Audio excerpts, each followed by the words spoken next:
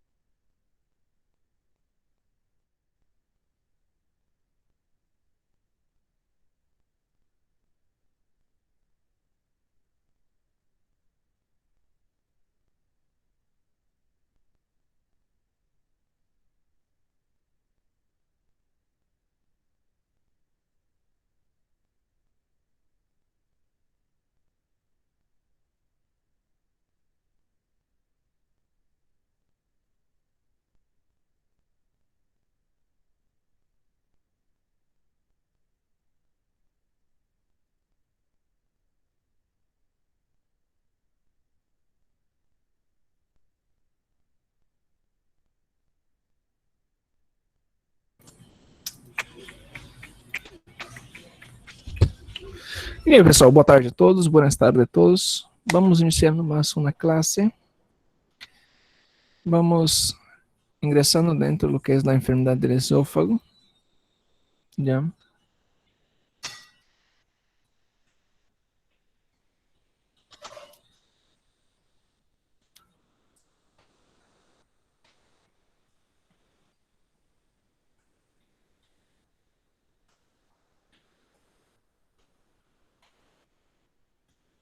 Não tem nenhum pedido aqui no grupo de vocês, gente. Grupo 2, né?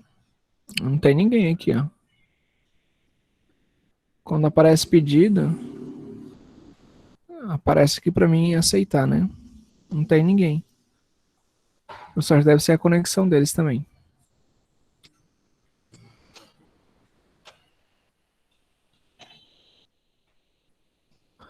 Cadê o Zé Paulo perguntou se vai ser sempre esse horário na terça-feira. Sempre, tá, pessoal? Sempre esse horário na terça-feira.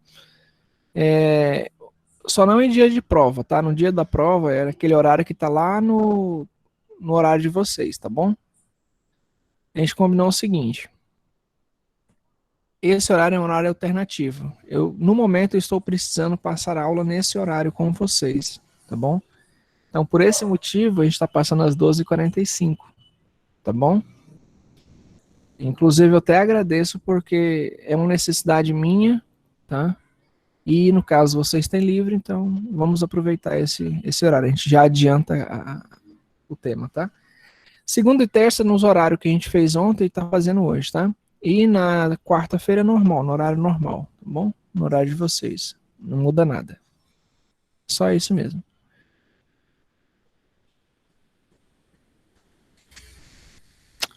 Ok, vamos começar agora. Deixa eu estar me preparando aqui, colocar o fone. A gente começa a aula.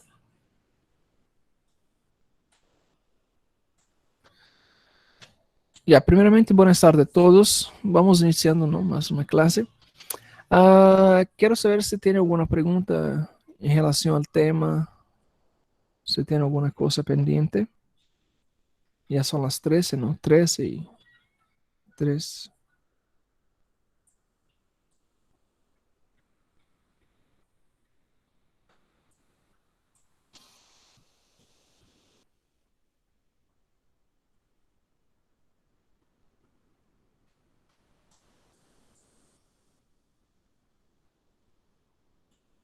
Há algumas pessoas que não estão conseguindo entrar, não, no grupo.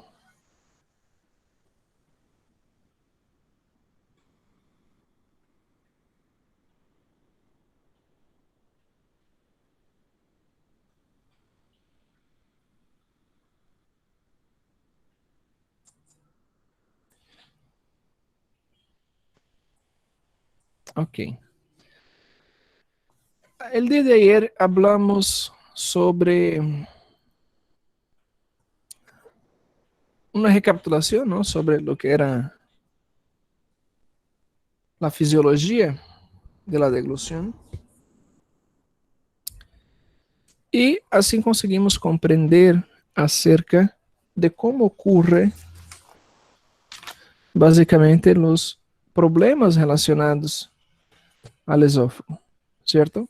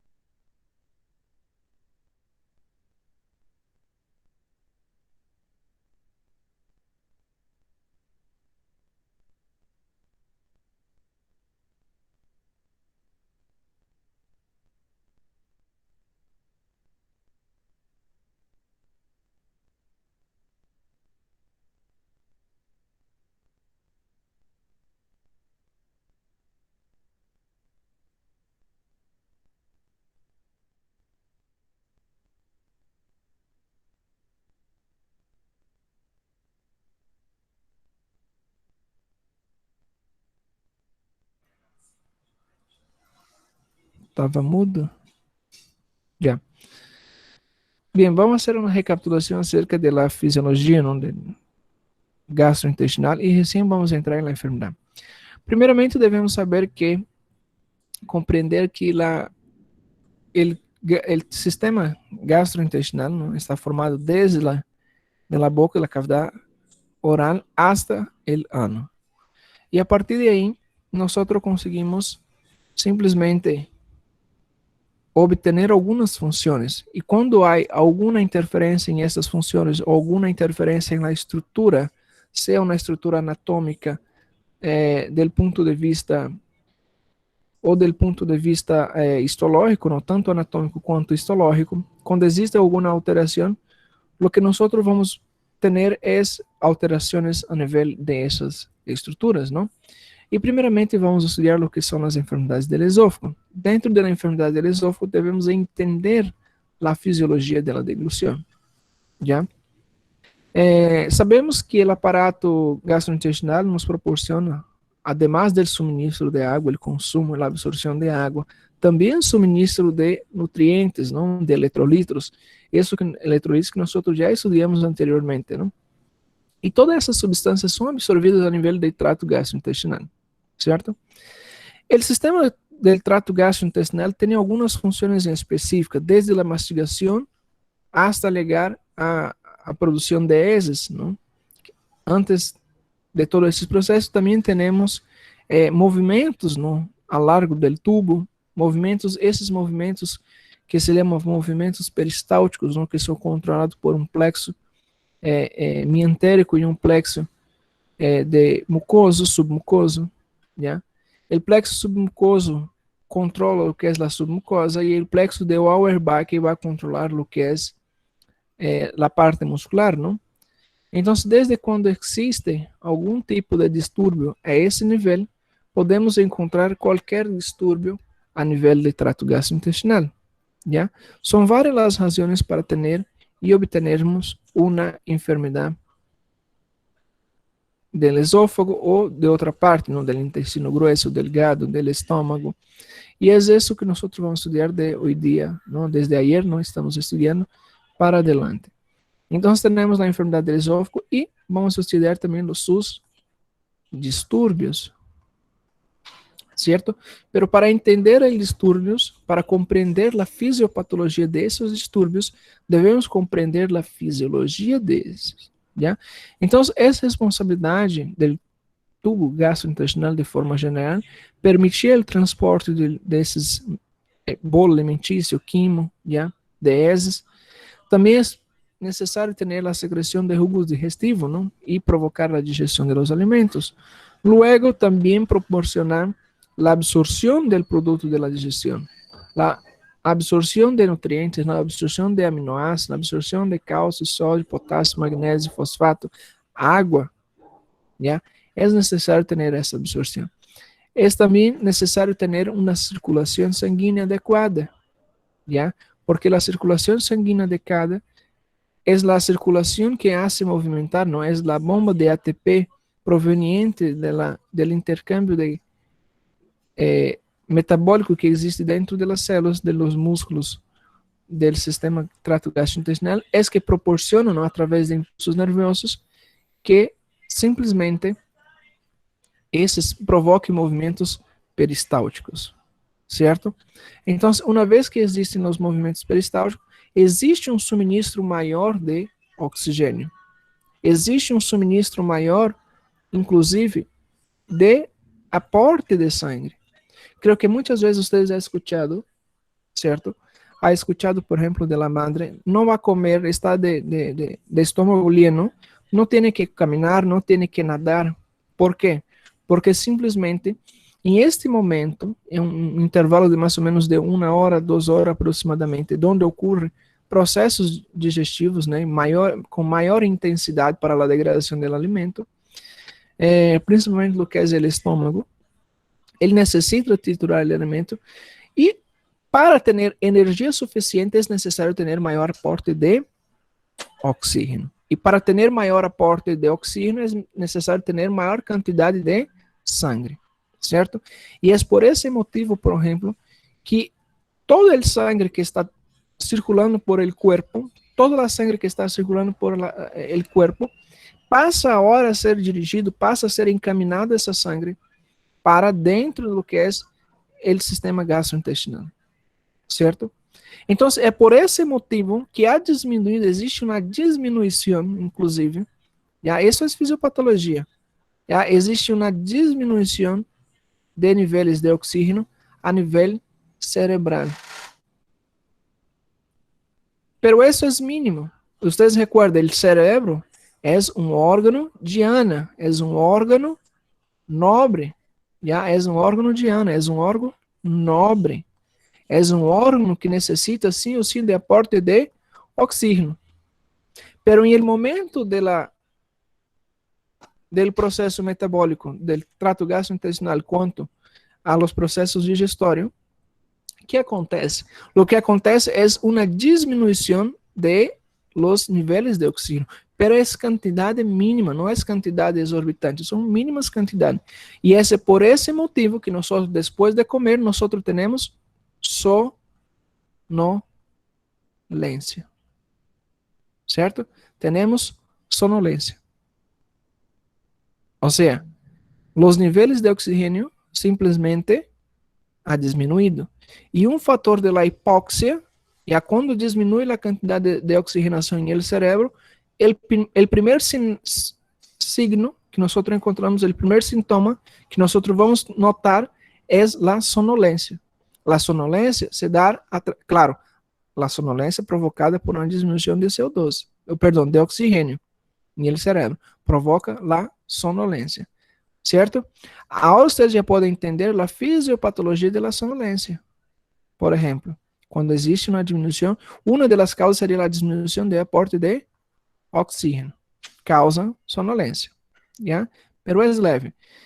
Agora vocês podem entender, por exemplo, por que quando comemos, nós não devemos fazer um exercício? Porque simplesmente, nosso organismo simplesmente necessita triturar esse alimento, necessita absorver esse alimento. E é um trabalho pesado, inclusive diminuindo os níveis de oxígeno que chegam ao cérebro, causando sonolência. Agora, por exemplo, se nós ponemos a fazer um exercício pesado, comemos e logo vamos a nadar, vamos correr, vamos fazer uma atividade mais pesada. O que passa? O que passa é que simplesmente a sangue vai sair do intestino, do trato gastrointestinal e vai ir-se a estas periférias. Tem que ativar-se outra vez, certo? Porque está requeriendo, por exemplo, as células de los músculos esqueléticos, los músculos del cuerpo, estão solicitando, ustedes estão correndo aí depois de comer. Isso significa que a comida vai entrar em êxtase, não é? A peristalse vai parar com a peristalse, vai diminuir a peristalse. E uma vez que existe a diminuição da peristalse, o que passa? Qual seria o próximo evento que vocês podem imaginar? Se diminuir a peristalse, diminuição da peristalse. O bolo não vai llegar hasta o estômago para ser digerido. Um dos motivos seria que o bolo alimentício pode ter complicações, não, durante o transporte. Su transporte. Ou vamos ter um problema chamado, relacionado ao transporte, que se chama um distúrbio, distúrbio de condução. E isso provoca, sabe o quê? Se estamos falando de forma geral, assim, do trato gastrointestinal, provoca os famosos gases. Gases? Não, gases não. O que provoca, pessoal? Refluxos? Voltar a comida? O que mais? O que pode mais acontecer? A pessoa pode morrer de quê? De que a pessoa pode morrer? Broncoaspirar. Pode broncoaspirar? Não, mas ela estava correndo. Lembra que ela estava correndo? Exatamente. Congestão. Então a pessoa pode morrer de congestão. Mas aí se vocês forem procurar, se vocês vão buscar nos livros lá congestão, se vocês buscam congestão, não existe? Congestão intestinal. Essa é uma nomenclatura popular, por si acaso.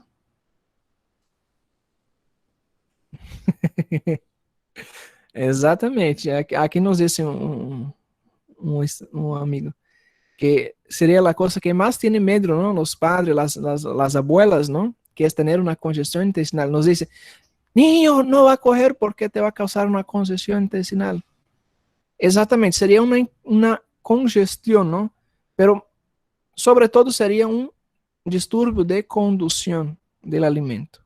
¿Ya? ¿Por quê? Porque simplesmente donde deveria ter peristalse, ter movimentos de absorção, de condução del alimento, vai ter simplesmente agora um fluxo direcionado a outras atividades. Tá bem? Então, seria isso. Certo? E simplesmente o que estava aí em peristalse pode, inclusive, formar microtrômbulos. Microtrômbulos. Certo? Então, vai provocar microtrômbulos. E é o microtrômbulos que vai matar o paciente. Tá bem? É o mesmo que vocês agarrar e mandar sangue a uma determinada local e depois retirar a sangue. Sempre vai quedar algumas células aí. E essas células vão coagular e vai formar microtrômbulos e isso simplesmente vai provocar o infarto mientérico. Um infarto enterano. Um infarto das vísceras. Já? Por si acaso eu vou mostrar aqui um infarto das vísceras. É feio. Já vamos no Google. Infarto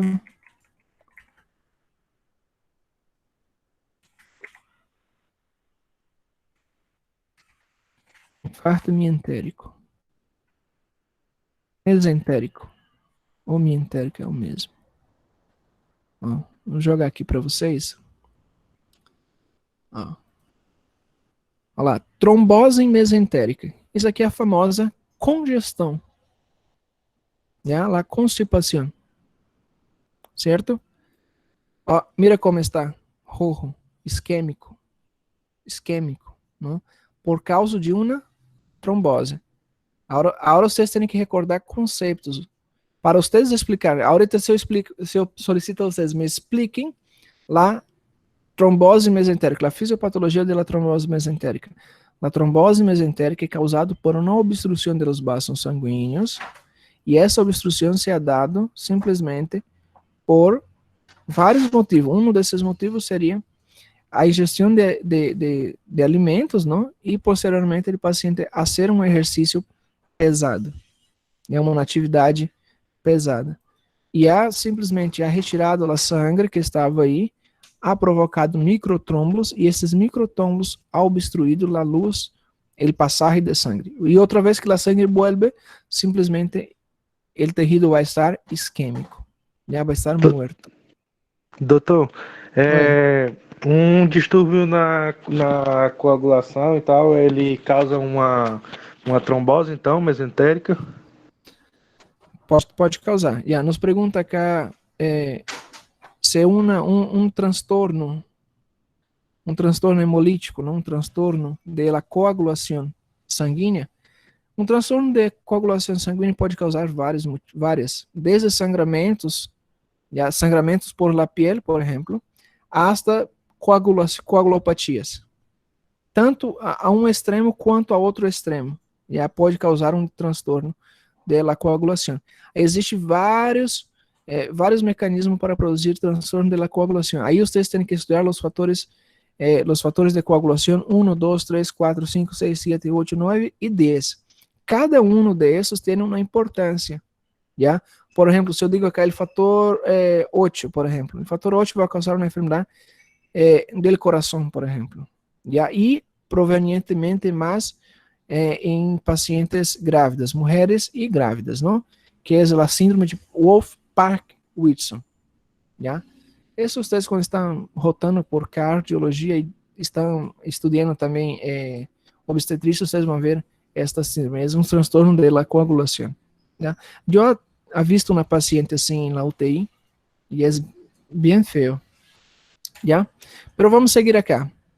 Ahora vamos a entrar directamente a lo que es el esófago, ¿no? Su anatomía, ya hablamos el día de ayer, pero no cuesta recabar otra vez más que tenemos aproximadamente un esófago que mide entre 20 hasta 25 centímetros, ¿no? Va a variar de cada autor, ¿cierto? Otra cosa que tenemos que llevar en consideración es que este está formado por algunas estructuras, ¿no? Dentro del esófago, y el esófago tiene dos estructuras bien interesantes. Tenemos el esfínter esofágico superior, ¿ya? Eso en español sería esfínter esofágico superior. Tenemos el cuerpo, ¿cierto? El cuerpo del esófago. Y al final tenemos el esfínter esofágico inferior, ¿cierto? Esfínter esofágico inferior. Bien. Esses esfínter, por su natureza, por su posición anatómica, por su definición propia, todo esfínter es cerrado, fechado. Todo esfínter está contraído. Todo esfínter está contraído. Siempre en constante contracción. Ya, todos los esfínteres. Seja el esfínter esofágico inferior, seja el esfínter esofágico superior, seja la válvula iliocecal ou el esfínter anal, sempre vai estar contraídos. Tá bem? Anatomicamente, histologicamente, temos esta contração. Agora, histologicamente, essa contração, o que provoca essa contração? Essa contração é provocada por reações, não, de ATPase, em la qual tem maior produção de energia, e esses músculos, ¿no? Que formam os músculos esfincterianos, promovem a contração. ¿Está bem? Existe incluso uma maior irrigação e uma inervação especial para a contração desses músculos.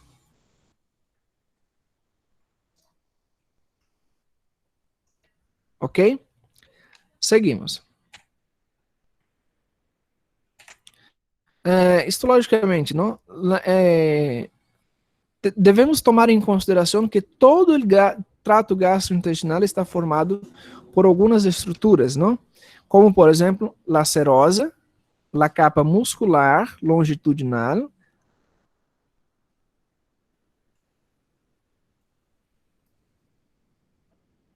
já?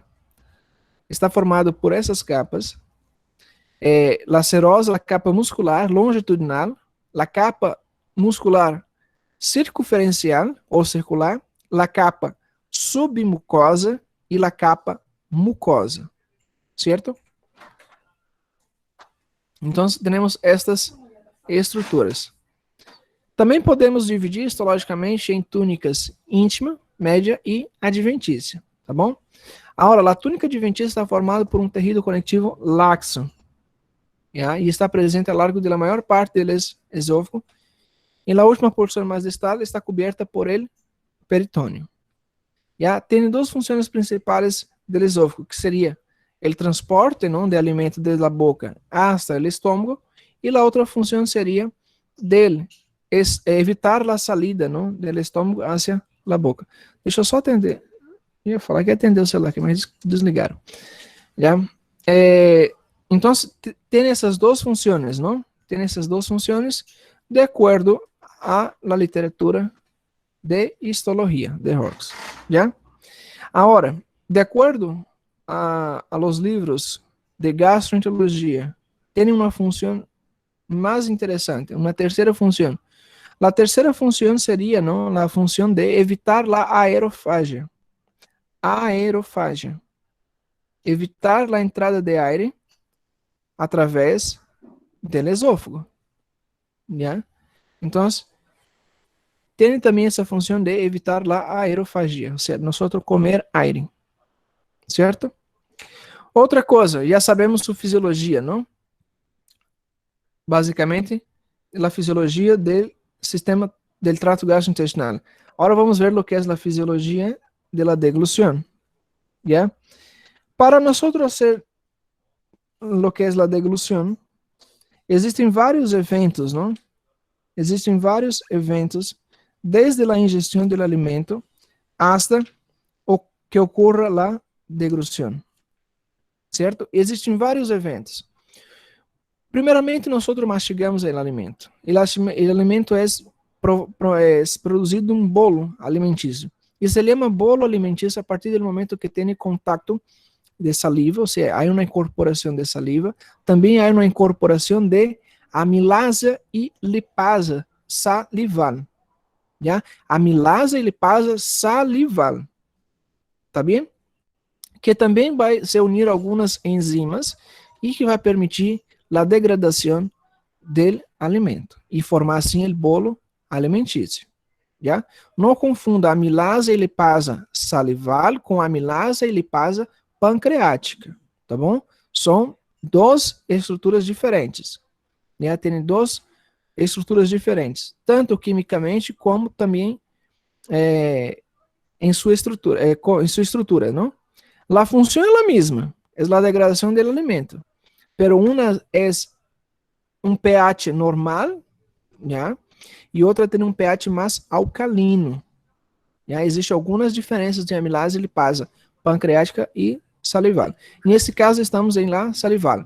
Então, os dientes trituram o alimento se mescla com a saliva também que ajuda a facilitar o transporte para a deglução, certo? E existem alguns eventos durante a deglução.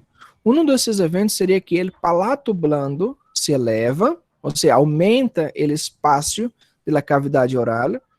Assim também vai evitar o refluxo de alimento para as cavidades nasais. Então, se o palato blando se eleva, aumenta a área, a capacidade de a área total, não? A área total. E evita também que o alimento ingresse por la parte posterior para as narinas.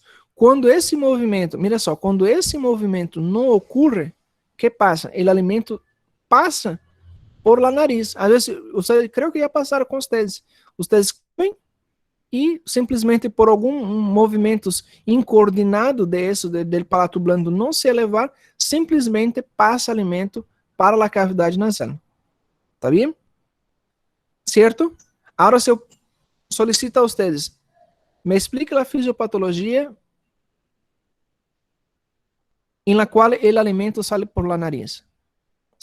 Qual seria a fisiopatologia? Qual seria a complicação aí? Quais seriam os eventos que antecedem a esse procedimento? Seria a não elevação do palato blando. Tá bem? Listo. E aprender outra fisiopatologia. Seguimos.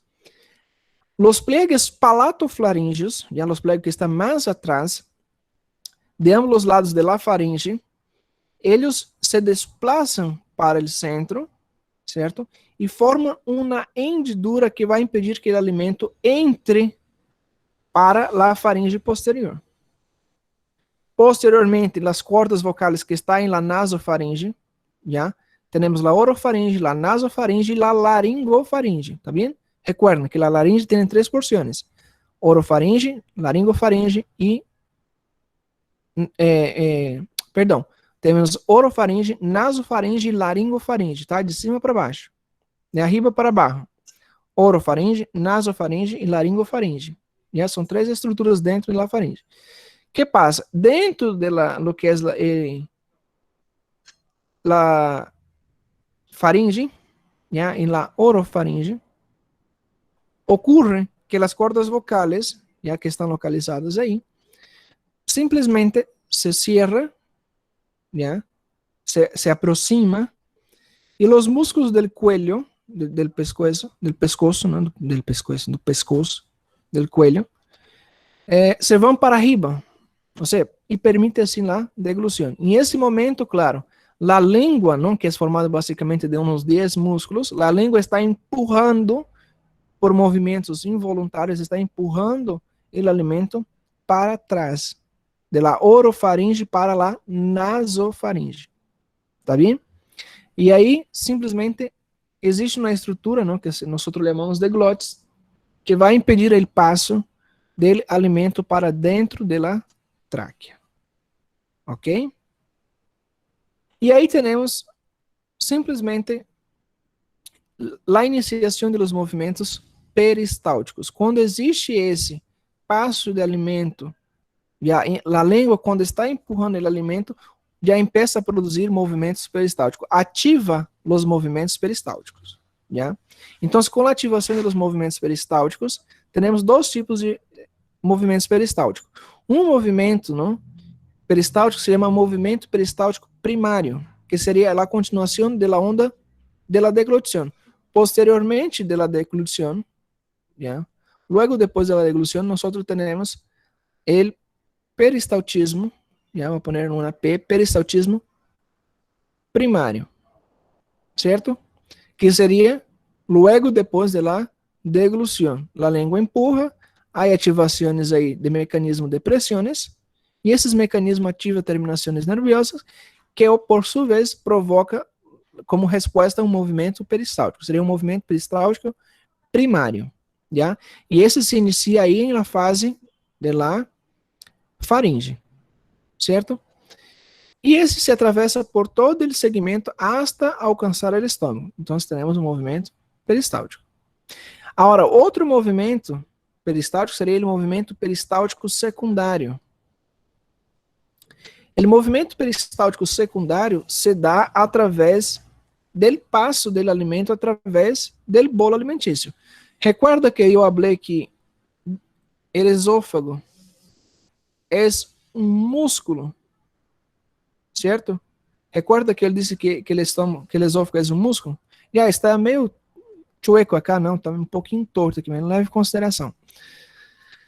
No momento que passa um bolo alimentício acá por el esôfago, ele se abre, certo? E está aí ocorrendo movimentos peristálticos. Os movimentos peristálticos permitem movimentos de ondas, em la qual isso permite conduzir o alimento durante o trajeto do esôfago, do trato gastrointestinal, não somente do esôfago, certo?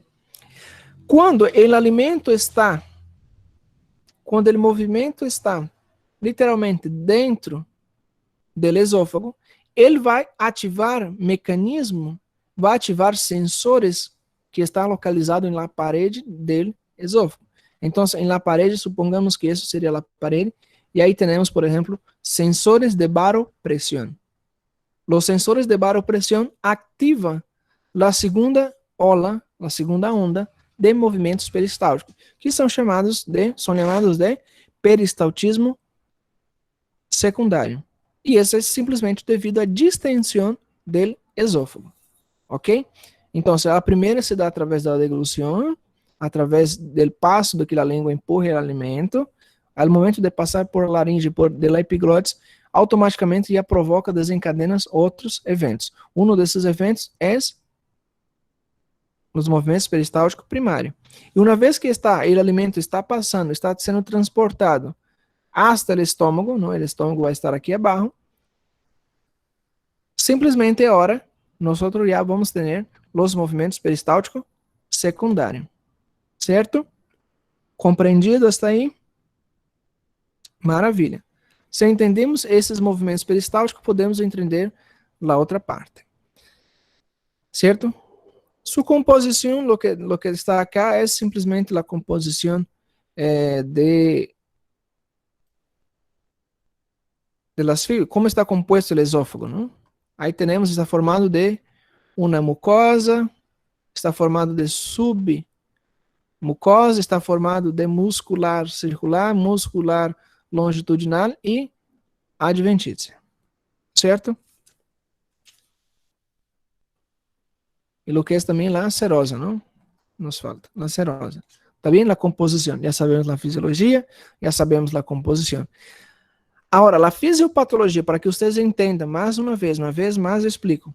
A fisiopatologia são eventos que não deveriam ocorrer ou são eventos que desencadenam uma enfermidade. Tá bem? Isso seria a fisiopatologia.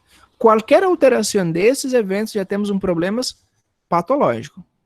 E quando nós explicamos o processo patológico, estamos explicando simplesmente a fisiopatologia. Aí agregamos quais são as causas etiológicas, o que ha causado isso, o que ha causado, por exemplo, por que não está tendo um peristaltismo, por que aquele peristaltismo não está ocorrendo. Por exemplo, se eu pergunto a vocês, por que aquele peristaltismo secundário não está ativado? Porque simplesmente não ativou a primeira fase. E o paciente não ha deglutido. Se o paciente não ha deglutido, tem nenhum motivo. E um desses motivos pode ser vários. Vamos entrar em detalhes. O esôfago. Vamos agarrar o esôfago. Temos um esôfago acá. Yeah? Vamos dividir em 3 partes o esôfago. Yeah? Em terços. Então, temos 3 terços. Não? Em el terço superior, na parte superior, nós vamos ter um esôfago. Um esôfago que é simplesmente controlado. Ya, es un esófago que es controlado por el sistema nervioso central. ¿Ok? Entonces es controlado por lo que es el sistema nervioso central. Otra cosa, tiene una estructura histológica, ¿ya? Tiene una estructura histológica diferente de los demás. Ya, el tipo de músculo que se tiene ahí es diferente.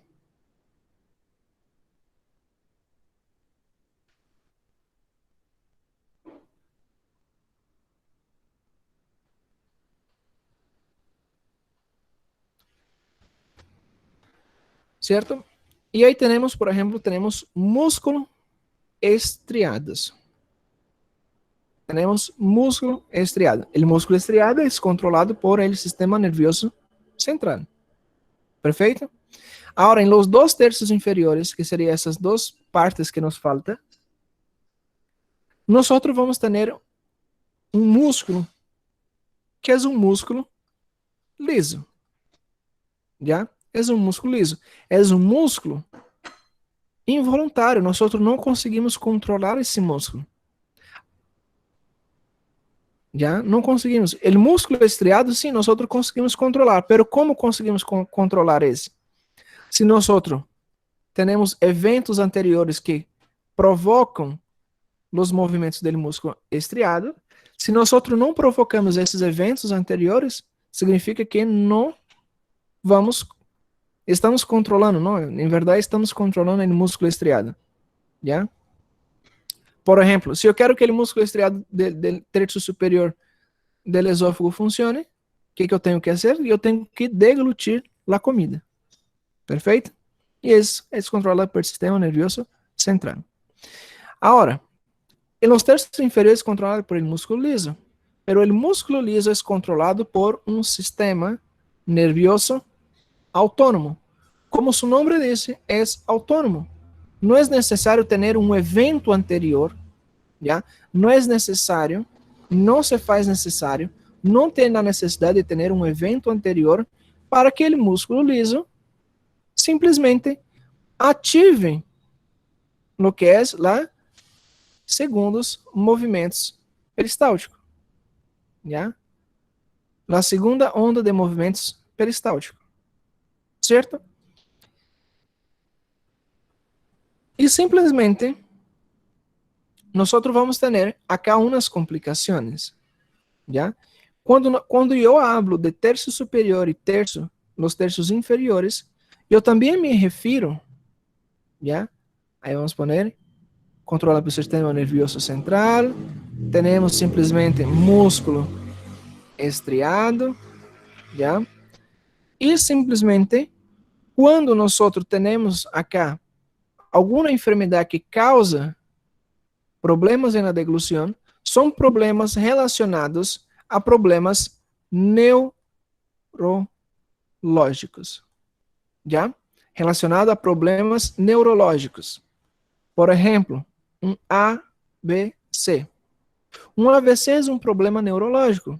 E é um problema que afeta, ocorre uma parálise, recorda que ocorre uma parálise, ou seja, não está passando, não está ligando informações elétricas em esse nervio. Se esse nervio por ejemplo, el hipogloso, que controla a língua. Se o paciente não tem controle da língua, a língua está caída, o paciente não tem condições de deglutir. Se o paciente não tem as condições de deglutir, significa que não vai acontecer o próximo evento. Qual seria o próximo evento? Vocês que estão atentos, qual seria o próximo evento? No momento que a língua está empurrando o alimento para dentro da faringe. Que movimento seria esse? Esse daí é o movimento peristáltico primário. Exatamente. Nos disse aqui que seria um peristaltismo primário. Exatamente. Se eu pedo para vocês, me explica a fisiopatologia, e aí eu vou solicitar, me explica a fisiopatologia de uma complicação da deglução primária, ou seja, a deglução, uma complicação neurológica. E, doutor, temos um paciente com AVC, já? Seguramente esse paciente com AVC, vamos na história, já vamos contar uma história? Já vamos contar uma história. Se eu tenho, qual seria a fase final? A fase final seria um problema da condução do alimento, não? Seria, por exemplo, isso se chama disfagia, quando existe um desconforto. Procurem a terminologia de disfagia. Seria uma disfagia de condução. Perdão, uma disfagia de transferência. Transferência. Por que disfagia de transferência? Seria uma complicação, seria um problema de deglutição que não ocorre o peristaltismo adequado por uma disfasia de transferência. O que estamos transferindo? Estamos transferindo o alimento que está na boca para o esôfago. Já? Como está isso? Isso não ocorre, nós chamamos de disfagia de transferência. Então, o ponto final seria uma disfagia de transferência. Agora pensamos aqui, vamos fazer a fisiopatologia reversa. E a fisiopatologia reversa. Sabemos na fisiologia. Fisiologia são os eventos normais que acontecem. Agora vamos buscar quais seriam os problemas que antecedem. Se eu tenho uma disfasia de transferência, anteriormente significa que eu tenho um músculo estriado que é controlado por el sistema nervioso central. A pergunta é, que alterações do sistema nervioso central podem acarretar, podem nos proporcionar uma disfagia de transferência? Todos os problemas neurológicos, qualquer estresse, qualquer um que vocês pensem. Mas vamos utilizar um AVC. Que causa um AVC? Então, temos aqui um AVC. AVC. Que causa um AVC? Vocês têm que me explicar que causa um AVC. Um AVC, que é causado por um AVC? É um acidente vascular cerebral. Causas de AVC. Busquem causas de AVC no Google aí. Pode jogar no Google mesmo. Causas de AVC. Principalmente aterosclerose, hipertensão. Então, quais são os eventos que antecedem um AVC? Uma aterosclerose. Uma hipertensão. Se junta a aterosclerose mais hipertensão, que temos? Recuerda que a aterosclerose é uma formação de placa de ateroma? Recuerda? É uma placa de ateroma, e esta placa de ateroma simplesmente tem aí grande quantidade de triglicerídeos, e que esta placa de ateroma se é formada devido a um aumento da hipertensão, porque é produzido lesões em endotélio, ou seja, lesões na parede dos vasos, e uma vez que a pessoa tem, exato, e uma vez que as pessoas têm hipertensão, provoca lesão nos vasos, vai provocar lesões, e as lesões que vai provocar as lesões, vai provocar um acúmulo de placa de ateroma, ou seja, acúmulo de lipídios. Se eu tenho um acúmulo de lipídios, é porque a pessoa que ha tenido antes de ter um acúmulo de lipídios em la sangre, que tem na sangre? Tem um aumento de triglicérido. Ter um aumento de triglicérido. LDL e LDH. Colesterol bueno, colesterol malo. Aumento de colesterol. Significa que para ter um aumento de colesterol é uma pessoa que obesa. Seguramente é uma pessoa obesa. E uma pessoa obesa, geralmente é o quê? Uma pessoa sedentária. E uma pessoa sedentária leva a todos esses problemas. Certo?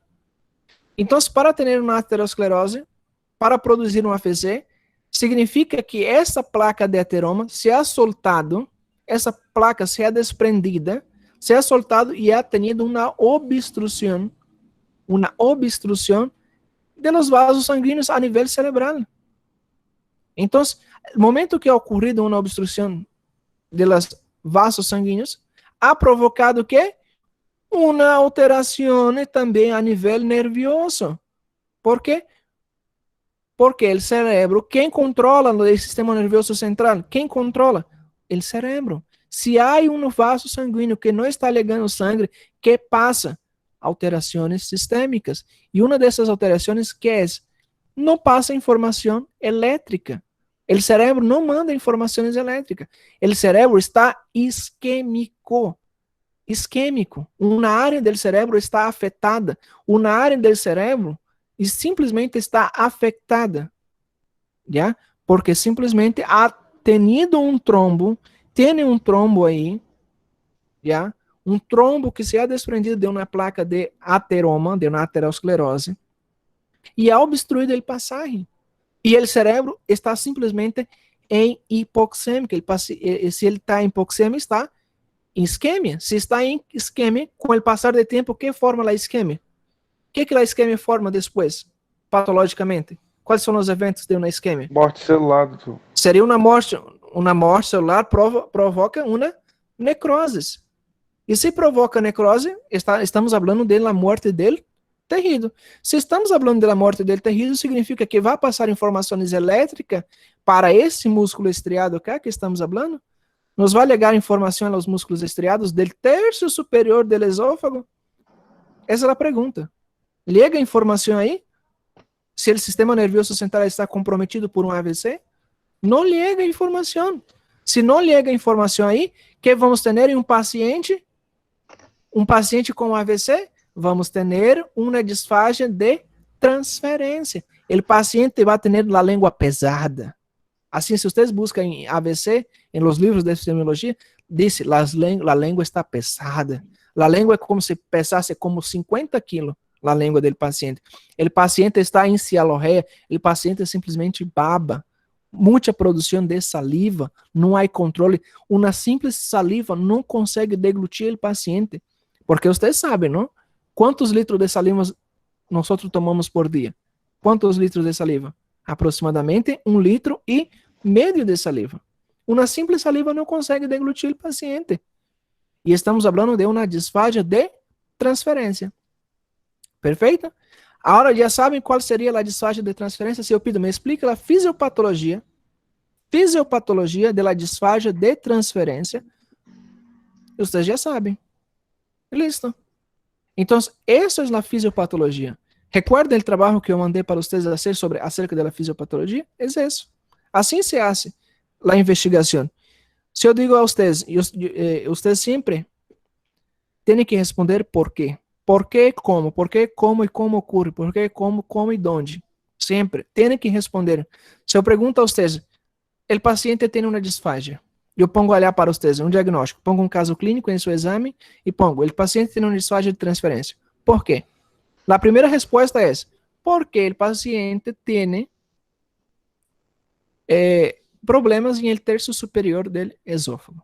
Muito bem. Agora, por que o paciente tem problemas em el terço superior do esôfago? Que esse terço superior não está permitindo a passagem e a formação de ondas peristálticas. Ah, doutor, é porque tem algum problema neurológico. Muito bem, maravilha. Agora me explica por que e como e onde o problema neurológico afeta o esôfago e o terço superior. Ah, doutor, é porque o terço superior está inervado e controlado por el sistema nervioso central. Aí por quê? E por que causa uma disfagia? Doutor, é porque em el terço superior está formado de um músculo estriado. E esse músculo estriado é controlado pelo sistema nervioso central. Muito bem, maravilha. Pero e por que ocorre a disfagia de transferência? Não me é respondida. Ah, doutor, é porque seguramente o paciente tem um problema neurológico. Muito bem. Agora eu pergunto, quais são os problemas neurológicos possíveis que podem causar alterações? Ah, doutor, todos os eventos neurológicos. Maravilha. Ahora me explica. E eu pergunto, não, vocês, já, me dê exemplo de um problema neurológico. Ah, doutor, Parkinson. Já. Então, se você me está dizendo que é Parkinson, maravilha, me explica como Parkinson pode controlar o sistema nervioso central. Como isso vai ocorrer? Ah, me tem que explicar a fisiopatologia de uma desfase de transferência causada por um antecedente, né? Uma desfase de transferência antecedente a uma pessoa que tem Parkinson. Ter uma explicação fisiopatológica. Aí tem que buscar quais são as informações. Quais são os eventos que ocorrem para que um Parkinson justifique uma desfase de transferência. Se é um AVC, vocês já sabem. Se é AVC, é porque o paciente ha tenido uma obstrução das vasos sanguíneos. Muito bem. E que causa essa obstrução? Ah, doutor, essa obstrução vai causar uma isquemia. Maravilha. E a isquemia, que causa? Ah, a isquemia causa uma necrose. E a necrose, que causa? A necrose simplesmente é como necrose é a morte celular. Não sabemos por conceito que necrose é a morte celular. Existem vários tipos. Não é necessário entrar em detalhe. Já? Pero temos aí um trombo que simplesmente está obstruído, não? O trombo, tem que saber a origem do trombo, incluso, porque o trombo pode vir de várias formas, certo? E eu não falei disso. De onde nós podemos ter trombos? Formação de trombos. Podemos ter formação de trombos onde? Em las artérias e em las venas. Qual seria a origem do trombo? Tem como saber? Tem como saber. Como eu sei que é um trombo venoso e como é um trombo arterial? Aí como distinguir? Os trombos venosos simplesmente é provocado porque a pessoa tem trombose profunda. E a trombose se dá por uma insuficiência valvular de las venas. Certo? E simplesmente há uma tortuosidade das venas, que seria as varizes. As válvulas estão incompetentes. Recorda que deixa eu apagar aqui. Recordam que as venas têm algumas válvulas. E estas válvulas, aí vamos pôr uma vena. E estas válvulas controlam o fluxo que está subindo para os pulmões. Recuerda? Muito bem. Aí pode ter formação de trombos. Os mesmos trombos da placa de ateroma. Só que há uma diferença. Um é venoso e outro é arterial. Se é venoso, nós vamos ter uma complicação a nível pulmonar. Porque os trombos, ¿dónde estão indo? Os trombos estão indo a los pulmões. E que eles vão provocar? Vão provocar um tromboembolismo. É a tromboembolia pulmonar. Então, uma tromboembolia pulmonar causa que? Simplesmente uma isquemia, outra vez, de los tecidos alveolares. Certo? E isso vai impedir o aporte de oxigênio. Se está impedindo o aporte de oxigênio, vai legar oxigênio a nível cerebral? Vai legar? Não. Vai provocar aí uma isquemia cerebral. Pero uma isquemia provocada por um AVC? Não, porque não tem um acidente vascular cerebral. Já? Vai ser um AVC isquêmico.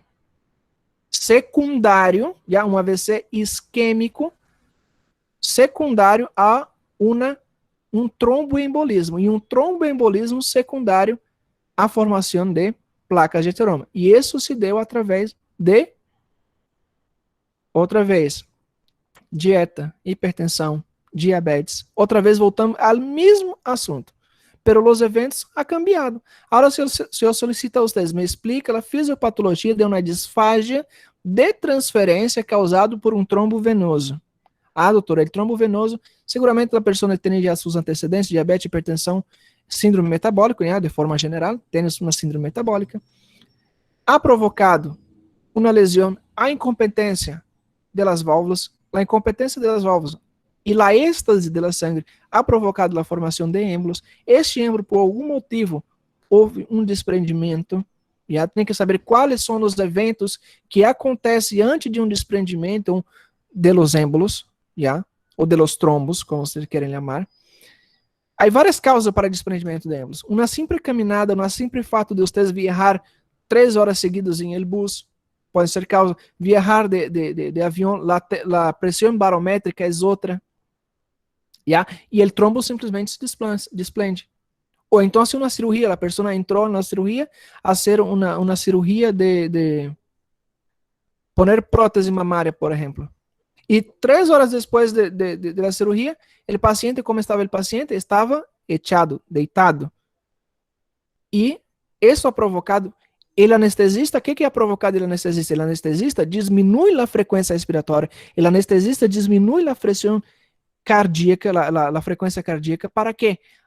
Para os vasos simplesmente se vasoconstritar. Se os vasos constritar, a pressão está diminuída, vai diminuir os riscos de sangramento. Ah, então a sangre não vai circular. Perfeito. A sangre não circula. A sangre está em êxtase. Êxtase significa parada.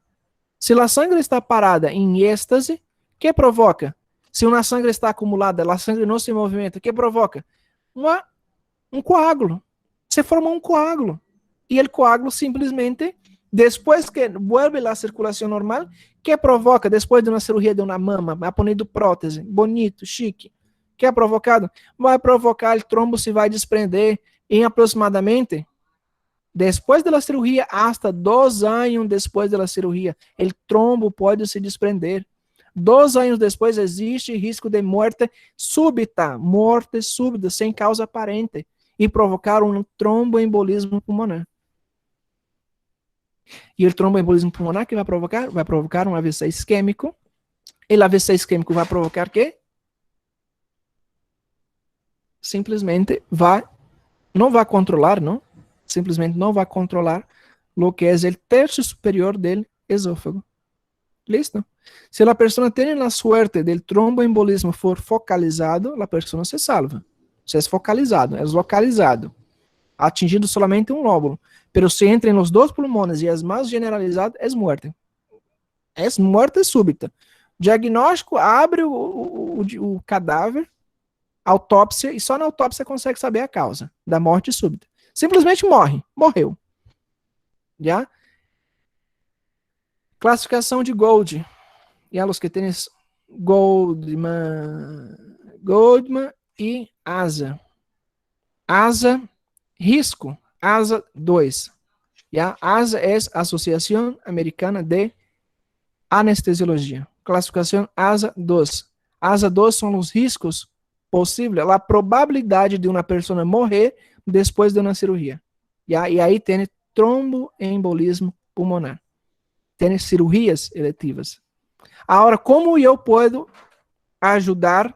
Como eu posso evitar que ocorra a formação de trombos e evitar possivelmente um tromboembolismo pulmonar, evitar que ocorra um esquema, evitar que ocorra uma desfase de transferência nesse paciente, se é que sobreviva? Como eu consigo evitar? Classificando o paciente. Utilizando, sabe o quê? Classificação de Goldman, cardiologia, classificação de ASA, anestésio. Como eu posso prevenir? Haciendo vendagem elásticas compreensivas.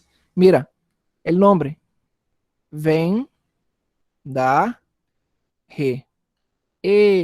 Elástica. Compressiva.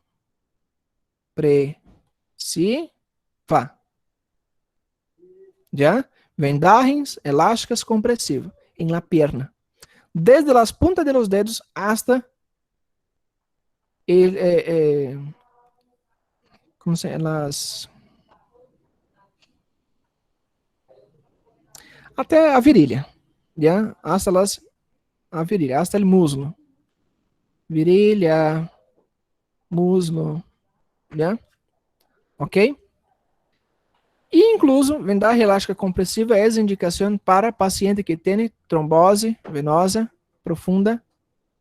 Já? Para quê? Para controlar. E essas vendagens elásticas ajudam a sangue. A sangue tem a tendência a subir, não? E as vendagens evitam a sangue barrar e evita também a sangue estar em êxtase. Se evita estar em êxtase, evita a formação de coágulo. Se evita a formação de coágulo, previne o que é o émbolo. Se previne o émbolo, evita também el paso, el paso del émbolo para los pulmones. Eso es a nivel venoso. E nas artérias, o que mais vai acontecer nas artérias? As artérias simplesmente podem afetar os órgãos diretamente.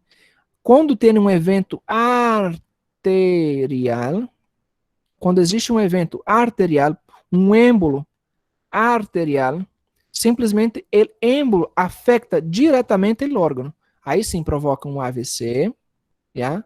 Um AVC, provoca um infarto agudo dele, miocárdio, provoca um infarto mesentérico, o que eu estava mostrando a vocês ahorita, provoca infarto de qualquer órgão que vocês imaginar, qualquer órgão, afeta diretamente o órgão.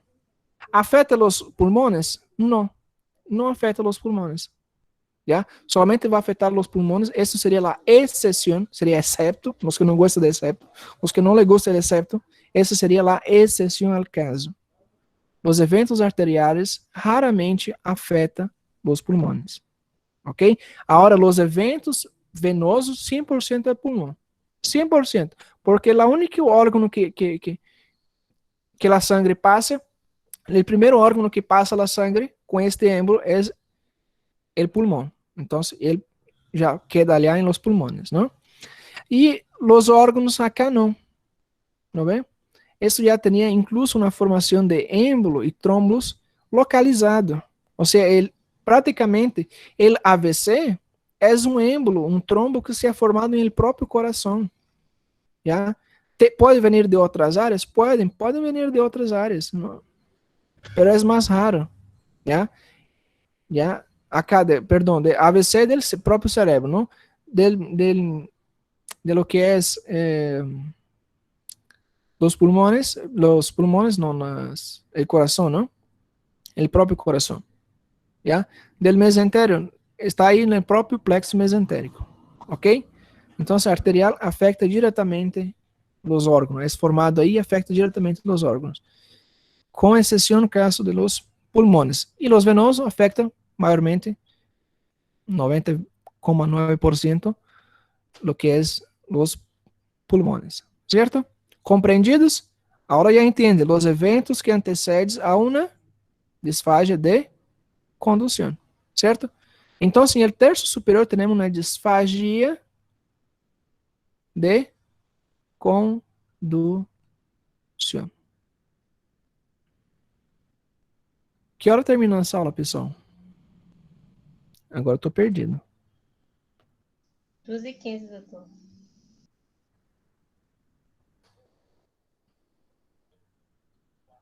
Já. Teremos mais 10 minutos, não? É um tema bem interessante. Já aprenderam, não? Então, o terço superior é causado por enfermidades neurológicas. Já? Por quê? Porque simplesmente não existe um controle para a produção da primeira onda peristáltica.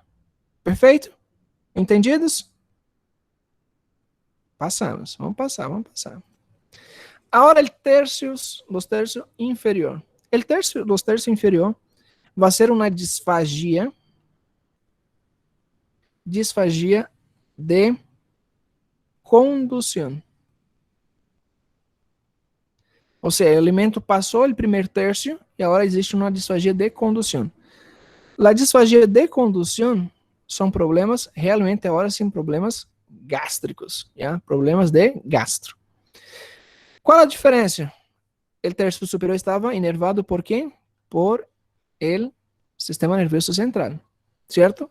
Em esse caso está inervado por el sistema nervioso autônomo.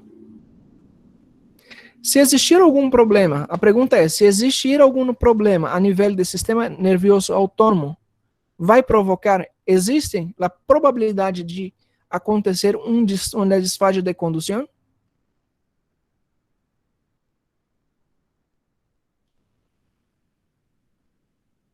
Me estão falando que sim, não? Já. A resposta é sim. Pero vai provocar, vai, por exemplo, evitar. Existe, por exemplo, a probabilidade desse alimento. Aí temos, já vamos fazer aqui. Aí temos o esófago, já, o esófago. E abaixo que temos, o que é o estômago, certo? Terço superior, aí temos terço superior. E os 2 terços inferiores, que é controlado por el sistema nervioso autônomo. Se existe um problema a nível do sistema nervioso autônomo, vai ter problemas em la condução do alimento acá abaixo? A teoria seria sim. A resposta seria sim. Já? Pero vai alterar a condução do alimento? A pergunta é, vai alterar? Tem alterações dela? O que vai impedir o alimento chegar, por exemplo, dentro do estômago? Vai ter um problema? A resposta seria não. Por quê? Explico. O momento que o alimento entra, passa por el primeiro passo, passa o terço superior e está dentro del esôfago, simplesmente por la gravidade, o alimento vai chegar. Agora, é um distúrbio, não, de condução. Distúrbio de condução. Se há um problema a nível nervioso autônomo, teoricamente, teríamos uma complicação. Pero essa complicação não vai afetar, não vai impedir que o alimento chegue dentro do estômago. Diferente do sistema nervioso central, que simplesmente o paciente não consegue deglutir. Ou seja, o alimento jamais vai chegar no estômago.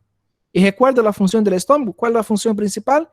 Transportar o alimento da boca, não, da faringe, hasta o estômago.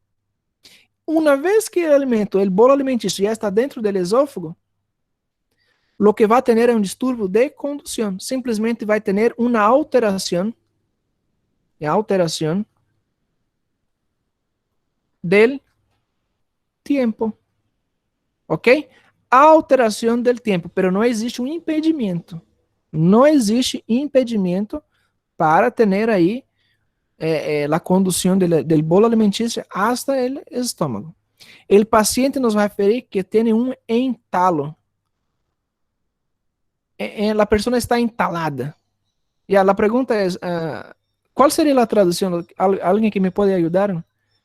Para espanhol, qual seria a tradução de entalo, que está entalado? A pessoa está como se tivesse uma obstrução, aí um retroesternal no pecho.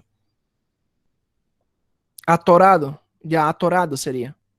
Exato, seria atorado. Essa seria a palavra. O paciente nos vai dizer, doutor, eu me sinto atorado. Não vê? Estou entalado. Já? Estou entalado. Então, se vocês têm um paciente que come um alimento, hace uma refeição, e o paciente diz a vocês, doutor, eu estou atorado, estou entalado, automaticamente vocês vão associar com um distúrbio, que é um distúrbio de condução. Já? Esse é o principal signo clínico entalado. Atorado.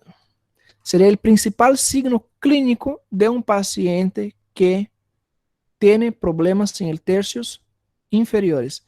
Del terço superior, eu me olvidei de falar, o paciente vai estar engasgado. Qual seria a tradução? Engasgado. Engasgado.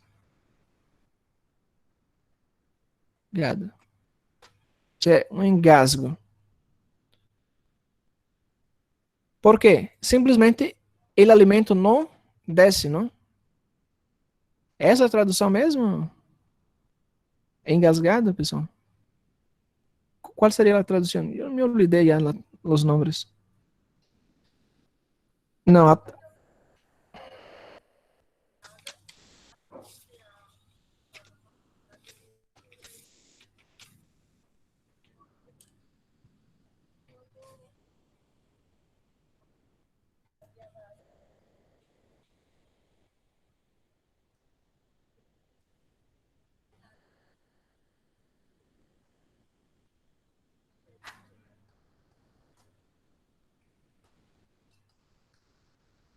Ya. Ahí tenemos, ¿no? Ahí engasgado en el tercio superior, principal sintoma clínico, y entalado o atorado en el tercio inferior. ¿Cierto? Maravilha? Sim, pode perguntar, José.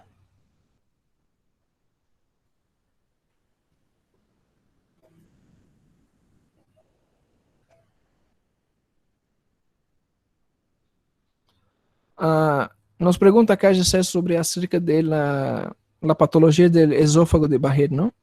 El esófago de Barrett tiene relación con la hernia hiatal. Eso nosotros vamos a hablar, creo que nos alcanza tiempo para mañana, ya sobre esófago de Barrett.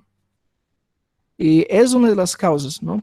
Primeramente, hay una hernia. Una hernia es una debilidad de la pared. En el caso de esa es una debilidad del diafragma, del músculo diafragma, en la cual el estómago entra para dentro del mediastino y acaba provocando una obstrucción. ¿Ya? Ele acaba impedindo que tenha aí, por exemplo, uma abertura del esfíncter esofágico inferior.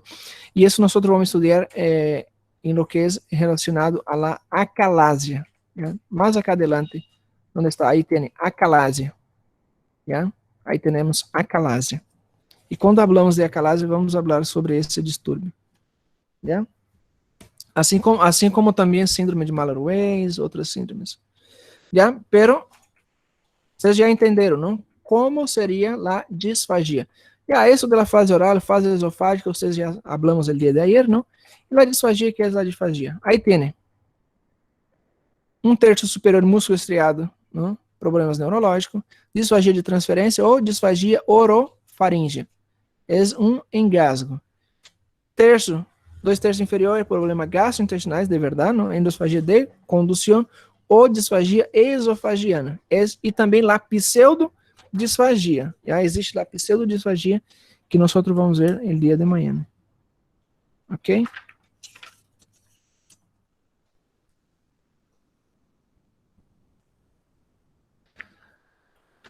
Certo? E existe outro distúrbio, não? E para finalizarmos, existe a dispepsia. Eu quero que vocês aprendam bem esses dois termos. Disfagia é dolor e dispepsia tem relação com ácidos. ¿Ya? Aí tem duas nomenclaturas: pirose e azia, acidez estomacal, queimação. ¿Ya? Queimação do estômago. Pirose, eu digo que é uma pirose quando simplesmente vocês conseguem notar, por exemplo, às vezes vem ácido, vem contenido estomacal, o vômito. Não chega a vomitar, mas há náuseas, não? E há uma azia, uma queimação atrás do pecho. Isso seria esófago, não? O nome adequado para nós, terminologia médica, é pirose. Já se o paciente nos diz, tenho uma azia em el pecho, já tenho azia aí em el pecho, me queima em el pecho. Isso se chama pirose. Já? E azia mesmo somente para estômago. Claro.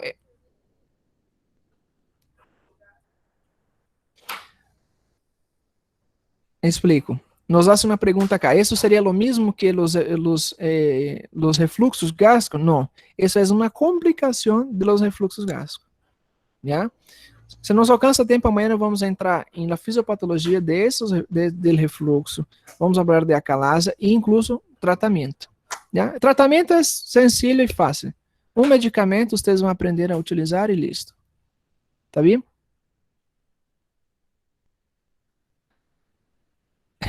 Esse Jackson. Ok? Claro, agora a diferença de pirose e azia. Para nós, pirose é em el esófago. Azia, acidez do estômago, queimação é em el estômago. Para o paciente simplesmente não tem uma distinção. O paciente não, claro, ele não sabe, é leigo. Já em el tema. Ok? Dúvidas, perguntas? Não, doutor, graças. Boa tarde. Não, doutor. Já, maravilha. Então, amanhã, em los horários que estão em seus calendários, já? Amanhã temos, a ver como estará amanhã, né?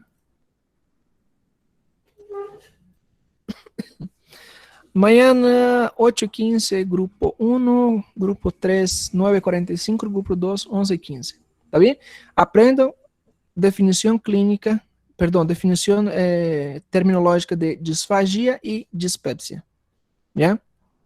E acalásia também, já que vamos entrar em acalásia amanhã, aprenda quais são, que é a acalásia. ¿Está bien? Que é a você já sabe o que é não, não?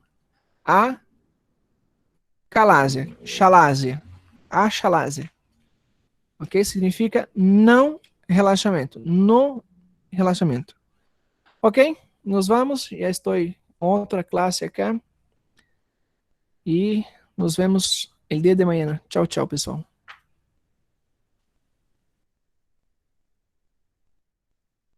Graças, doutor.